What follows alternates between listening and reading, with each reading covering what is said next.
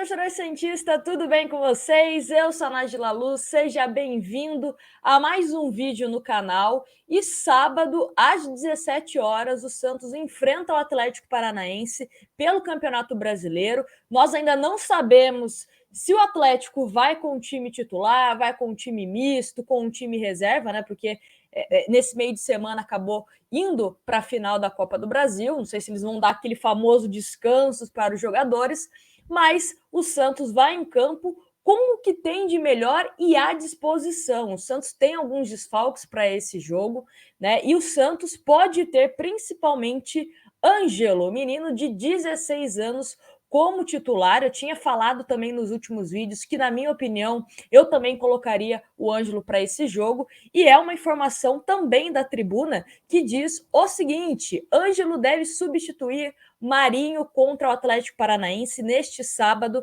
na Arena da Baixada. Com o atacante Marinho suspenso pelo terceiro cartão amarelo contra o Atlético Paranaense, o técnico Carille deve promover a entrada de Ângelo na equipe do Santos. Será o 14º jogo do jovem de 16 anos como titular do time na temporada. Eu também colocaria o Ângelo, acho que ele deu, né, uma cara interessante para o time, ele foi para cima contra o Fluminense, em outros jogos também ele entrou e fez uma fumacinha. Eu sempre falo aqui, tem apenas de 16 anos, não vai entrar todo jogo e vai decidir, vai jogar muito bem, mas sem o Marinho, que é o titular hoje da posição, eu colocaria o Ângelo. Inclusive, deixa eu colocar aqui na tela os relacionados do Santos para essa partida diante do Atlético Paranaense. Tem algumas novidades, né, algumas ausências e também alguns retornos. Então, começando com goleiros, João Paulo, Diógenes e Jandrei. Laterais, Madison, Pará, Felipe Jonathan e Moraes. Zagueiros, Luiz Felipe, Velasquez, Robson Reis, Danilo Boza, Wagner Leonardo e Derek, né? Destaque aí para o Luiz Felipe, que estava há mais de 2 meses fora, volta a ser relacionado. Fica a dúvida se será titular ou não. Volantes a gente tem poucas opções, né? Apenas Balieiro e Ivonei, meias também poucas opções, Carlos Sanches e Luiz Henrique. Atacantes, Diego Tardelli, Raniel, Marcos Leonardo, Ângelo, Matias Lacava, Lucas Braga e Marcos Guilherme. Então, esses são os relacionados do Santos para essa partida contra o Atlético Paranaense. Só fazendo uma observação aqui, que o Emiliano Velasquez e o Felipe Jonathan tinham saído da partida contra o Fluminense sentindo algum desconforto, mas parece que só foi um desconforto mesmo, né? Inclusive, estão aí relacionados para essa partida. Aí eu falo para vocês, como eu, Nájila, montaria esse time do Santos com a volta do Luiz Felipe, com a ausência do Marinho, com a ausência do Zanocelo também. Zanocelo, que foi importante contra o Fluminense, está suspenso, então está fora desse jogo, só volta a ficar à disposição no clássico contra o Palmeiras.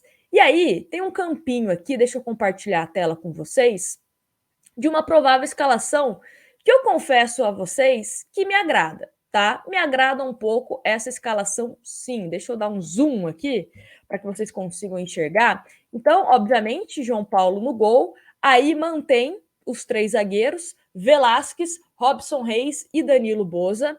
Na lateral, Madison, como primeiro volante, Balieiro, e na outra lateral, barra ala, né, o Lucas Braga, Felipe Jonathan no meio-campo, Tardelli também no meio e à frente Marcos Guilherme e Ângelo. O porquê dessa escalação? Explico algumas questões.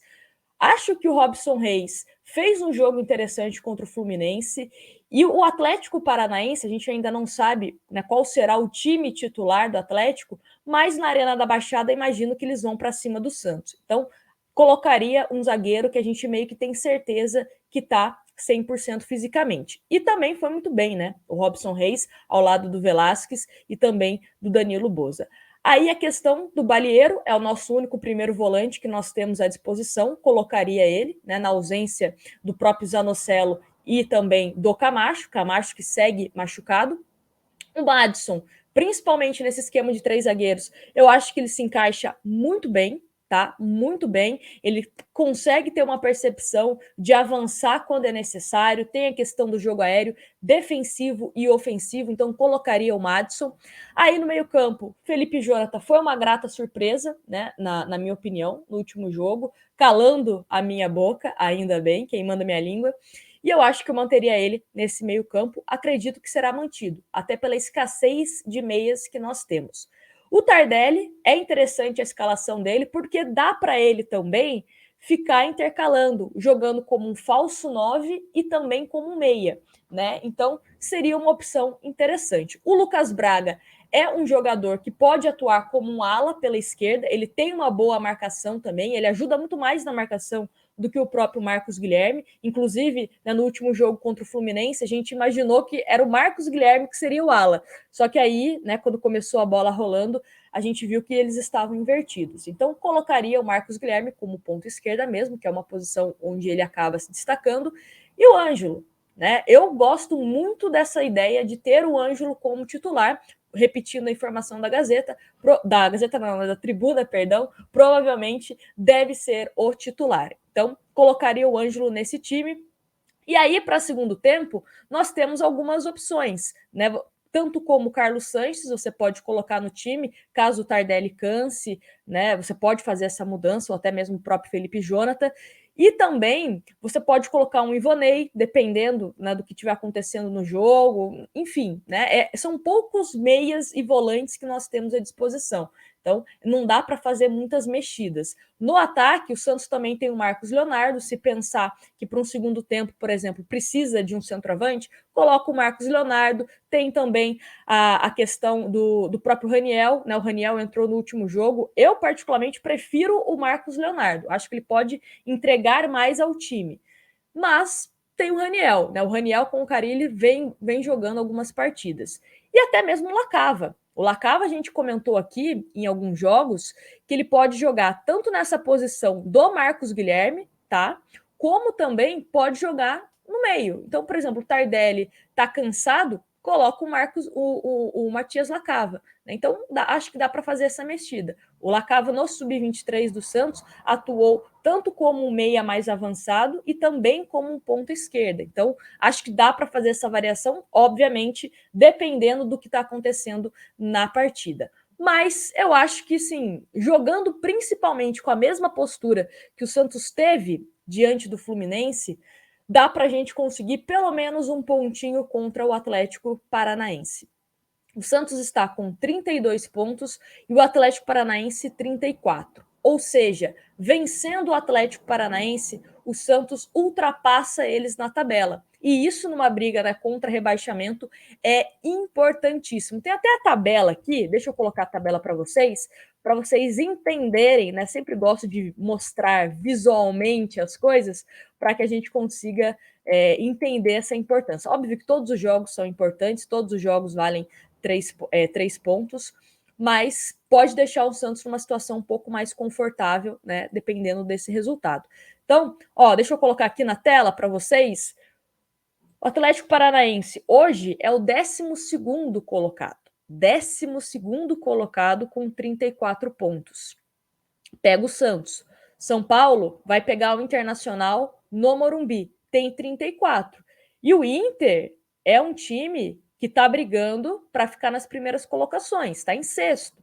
Então, se a gente imaginar que o Inter pode vencer ou até mesmo empatar com o São Paulo, seria interessante para a gente também. Né?